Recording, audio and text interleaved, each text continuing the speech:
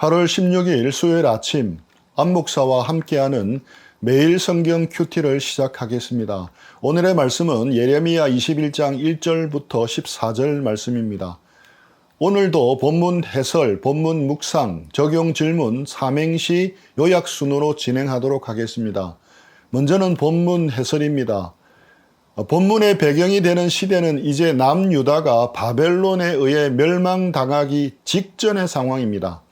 바벨론 느부갓네살 왕이 군대를 이끌고 유다를 침공하여 다른 지역은 모두 다 점령했습니다. 이제 마지막으로 예루살렘이 남았고 포위하였습니다. 예레미야가 그토록 유다와 예루살렘이 멸망할 것이라고 경고했지만 귀를 기울이지 않았습니다. 시드기야 왕은 유다 마지막 왕으로 멸망하기 전 10년간 다스렸습니다. 유다의 마지막 왕 시드기야도 귀를 기울이지 않았고 오히려 예레미야를 옥에 가두고 박해했습니다. 그러다가 지금 바벨론에 의해 예루살렘이 완전히 포위되어 풍전등화와 같은 크나큰 위기에 부딪히니까 비로소 시드기야 왕은 자신의 신복 두 사람을 예레미야에게 보내어 도움을 요청합니다. 1, 2절입니다. 시드기야 왕이 말기야의 아들 바술과 마아세야의 아들 스바냐 제사장을 예레미야에게 보냈을 때에 주님께서 그들에게 전할 말씀을 예레미야에게 주셨다. 그때에 그들이 와서 이렇게 말하였다. 제발 우리가 멸망하지 않도록 주님께 간절히 기도하여 주십시오. 바벨로니아 왕 느부갓네살이 우리를 포위하여 공격하고 있습니다. 행여 주님께서 예전에 많은 기적을 베푸신 것처럼 우리에게도 기적을 베풀어 주시면 느부갓네살이 우리에게서 물러갈 것입니다. 시드기야 왕이 두 사람을 보내서 전한 소식은 바벨론 왕 느부갓네살이 포위하여 공격하고 있다는 것입니다. 오늘 본문에서 바벨론이 유다를 공격한 것은 주전 588년입니다. 그리고 2년간의 공격 끝에 주전 586년에 예루살렘을 완전히 점령합니다. 그러니까 오늘 본문 상황은 적어도 588년 이후 멸망하기 직전의 이야기입니다.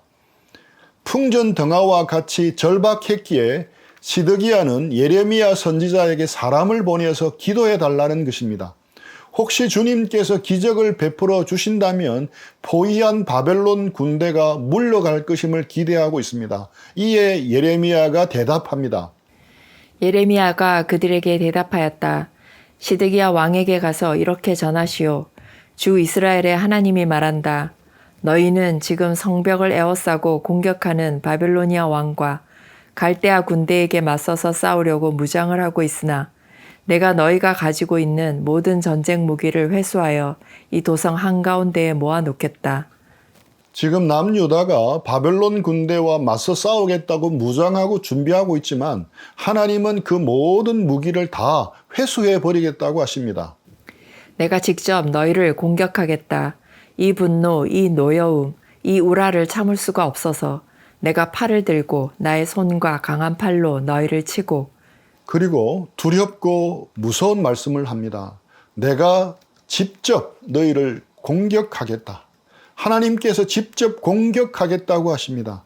유다의 죄악 때문에 하나님이 진노하시겠다고 합니다. 내가, 나의 손, 나의 팔.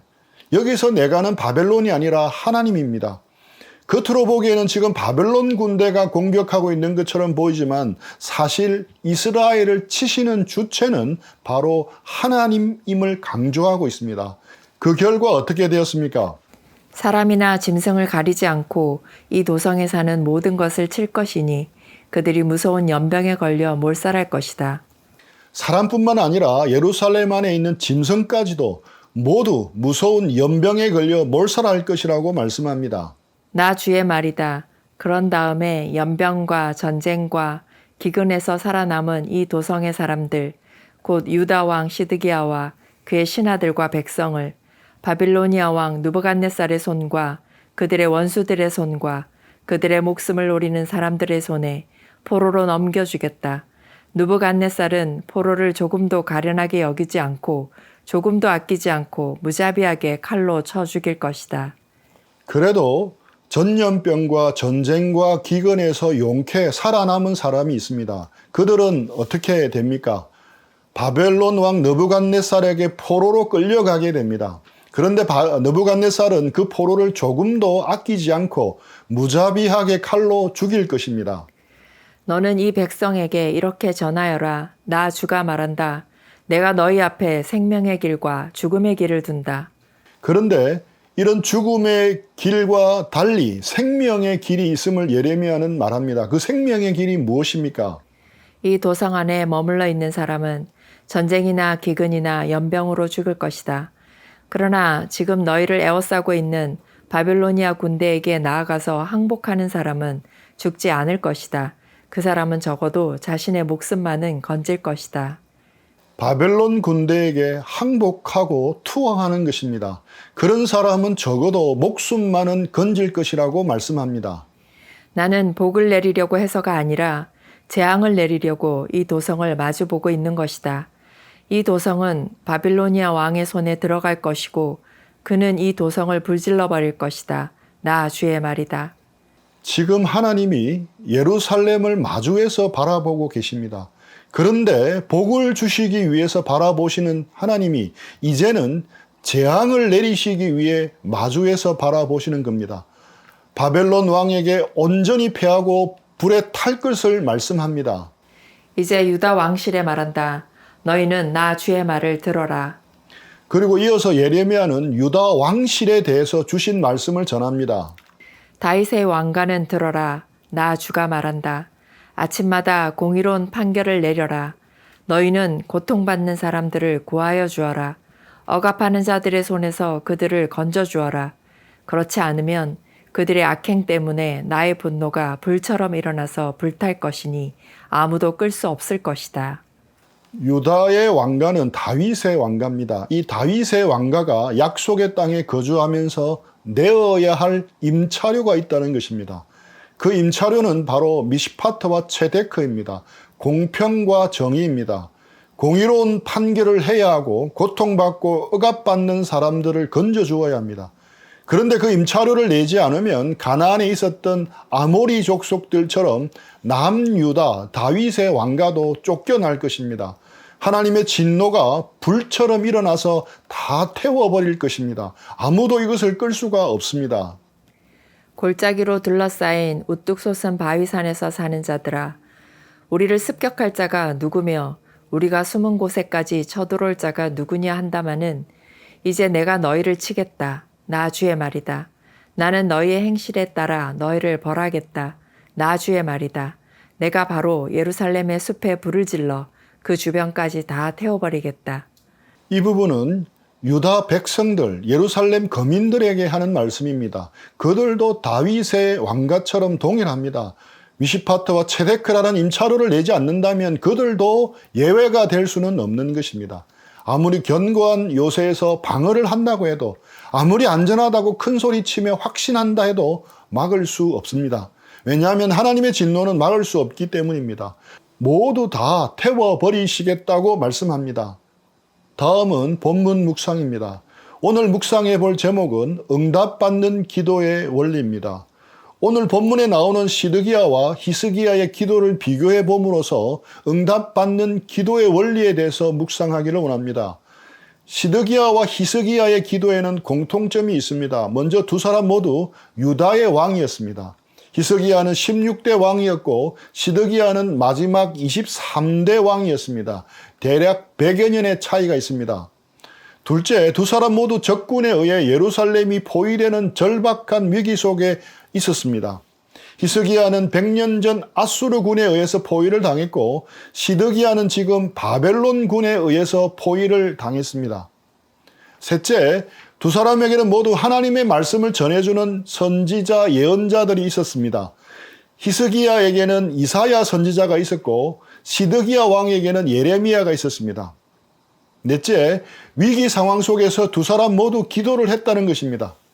그런데 이 두 기도에는 극명한 차이점이 있습니다. 히스기야의 기도는 놀랍게 응답되었고 시드기야의 기도는 거절되었다는 것입니다. 히스기야의 기도는 극적으로 응답되어서 하나님께서 아수르군 18만 5천 명을 하룻밤 사이에 시체로 만들어 버리십니다. 그 결과 예루살렘이 안전하게 지켜집니다. 상상할 수도 없는 놀라운 응답이 기적적으로 이루어진 것입니다. 하지만 시드기야의 기도는 응답되지 않습니다. 하나님이 기도를 거절하십니다. 결국 예루살렘은 멸망하고 시드기야는 바벨론군의 포위망을 피하여 도망가다가 붙잡힙니다. 그리고 눈앞에서 자신의 아들들이 처참하게 살해당하는 것을 보아야 했습니다. 자신도 두 눈이 뽑힌 채 놋사슬로 결박당하여 바벨론으로 끌려갑니다. 거기서 옥살을 당합니다. 왜 이렇게 극과 극의 차이가 벌어졌겠습니까? 히스기야가 기도를 부탁한 선지자 이사야는 기도의 능력이 많았고 시드기야가 부탁한 예레미야는 기도의 능력이 없었기 때문이겠습니까? 아닙니다. 비슷한 상황, 비슷한 기도처럼 보였지만 하나님이 보시기에 그 기도는 완전히 달랐습니다. 이를 통해 우리는 응답받는 기도에 대한 중대한 핵심 원리를 발견할 수 있습니다. 응답받는 기도의 원리는 하나님과의 올바른 관계를 맺는 것입니다. 요한복음 15장 7절입니다. 너희가 내 안에 거하고 내 말이 너희 안에 거하면 무엇이든지 원하는 대로 구하라. 그리하면 이루리라. 우리는 기도를 생각할 때 무엇이든지 원하는 대로 구하라. 그리하면 이루리라. 이 부분에 집중합니다. 이 말씀대로만 본다면 히스기야만이 아니라 시드기야의 기도도 응답이 되어야 했습니다. 그런데 시드기야는 무엇이든지 원하는 대로 구했지만 이루어지지 않았습니다. 왜 그렇습니까? 앞부분에 답이 있습니다. 너희가 내 안에 거하고 내 말이 너희 안에 거하면. 기도의 기초는 하나님과의 올바른 관계였습니다. 무엇이든지 원하는 대로 기도하면 다 이루어 주시는 것이 아니라 하나님 안에 거하고 하나님의 말씀 안에 거해야 이루어 주십니다. 히스기야는 하나님 안에 거했고 하나님 말씀 안에 거했습니다. 아수르군이 예루살렘을 포위하고 항복할 것을 강요했을 때 히스기야는 먼저 옷을 찢습니다. 그리고 굵은 베옷을 입고 하나님의 전에 나아가 하나님 앞에 겸손하게 꿇어 엎드렸습니다. 그런 다음 이사야 선지자에게 사람을 보내어 기도를 부탁하였습니다. 그에 반해 시드기야는 어떻게 반응했습니까? 예레미야는 거듭거듭 바벨론에 항복할 것을 권하였으나 시드기야는 하나님의 뜻을 거역합니다. 그리고 애굽과 동맹을 맺어 바벨론에 항거합니다. 하지만 뜻대로 되지 않고 바벨론 군에게 예루살렘이 포위되는 위기에 봉착하자 비로소 기도를 생각합니다. 하지만 그 어디에도 시드기야가 하나님 안에 거하고자 하는 모습이 보이지를 않습니다. 하나님의 말씀 안에 거하며 겸손하게 회개하는 모습도 보이지 않습니다. 히스기야는 직접 하나님의 전에 나아가 엎드렸지만 시드기야는 하나님 앞에 나아가 엎드리지도 않았습니다. 대신 신복들을 보내어서 예레미야에게 기도해달라고 부탁하기만 했습니다. 간절한 마음은 1도 보이지 않습니다. 일촉즉발의 위기에 몰리자 시드기야는 아마 히스기야 때의 일도 생각했을 것입니다. 자신도 기도하면 혹시 문제가 해결될 수 있다고 생각했습니다. 그래서 기도의 흉내만 낸 것입니다. 행여라는 단어에 주목해 보십시오. 개정개혁판에는 혹시라고 표현된 단어입니다. 행여나 혹시나 응답해 주실 수 있지 않겠느냐 하는 것입니다. 속된 말로 안 되면 말고식입니다. 물론 신앙이 어릴 때는 혹시나 하고 기도해도 응답이 됩니다. 하나님의 은혜로 하나님의 응답을 경험할 수 있습니다. 이때는 어떤 마음으로든 기도하는 것 자체가 중요합니다. 하지만 이건 예외 상황입니다. 시드기야에게는 진지함이 없었습니다. 히스기야와 같은 간절한 태도도 없었습니다. 자기를 낮추고 겸비하게 엎드리지도 않았습니다. 기도는 하고 있었지만 시드기야의 관심은 하나님이 아니었습니다. 하나님과의 올바른 관계의 회복이 아니었습니다. 오직 지금 코앞에 닥친 환난을 벗어나는 것만이 최대의 관심사였습니다. 잠언 28장 9절입니다. 사람이 귀를 돌려 율법을 듣지 아니하면 그의 기도도 가증하니라. 히스기야 왕과 온 나라 백성들 모두는 귀를 열어 하나님의 말씀을 듣기를 원했습니다. 율법대로 다시 살기 원하면서 하나님 앞에 서기 위해 회개하고 개혁하려고 애를 썼습니다. 하지만 시드기야는 달랐습니다. 귀를 막아버렸습니다. 예레미야가 그토록 외쳤지만 귀를 막고 하나님의 말씀을 듣지 않았습니다.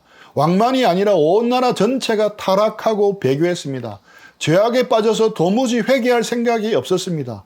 그러니 시드기야의 기도는 가증한 것이 되어버렸습니다. 율법을 듣고 싶어 하지도 그대로 행하려고 애쓰지도 않는 기도는 가증한 기도라고 말씀합니다. 응답받는 기도가 아니라 가증한 기도, 하나님이 싫어하시는 기도가 되는 것입니다. 귀를 막아 율법을 듣지 않는 것은 교만할 때 나타나는 정상입니다. 교만하면 바른 교훈을 받지 않고 귀를 즐겁게 하는 말을 들으려고 자기 욕심과 입맛에 맞는 스승들만 모으게 되는 것입니다. 그런 교만에 대해서 하나님은 어떻게 말씀합니까? 젊은 자들아 이와 같이 장로들에게 순종하고 다 서로 겸손으로 허리를 동이라. 하나님은 교만한 자를 대적하시되 겸손한 자들에게는 은혜를 주시느니라. 하나님은 교만한 자를 대적하십니다. 하나님이 직접 그들의 적이 되어서 그들을 상대하신다고 합니다. 본문 5절 말씀대로 하나님이 그렇게 교만한 시드기야 왕과 유다를 직접 대적하시겠다고 하십니다. 직접 공격하겠다고 합니다. 내가 나의 손, 나의 팔로 직접 대적하시겠다고 합니다. 교만해도 기도하는 척은 할 수 있지만 하나님 앞에 바짝 엎드리지는 못합니다.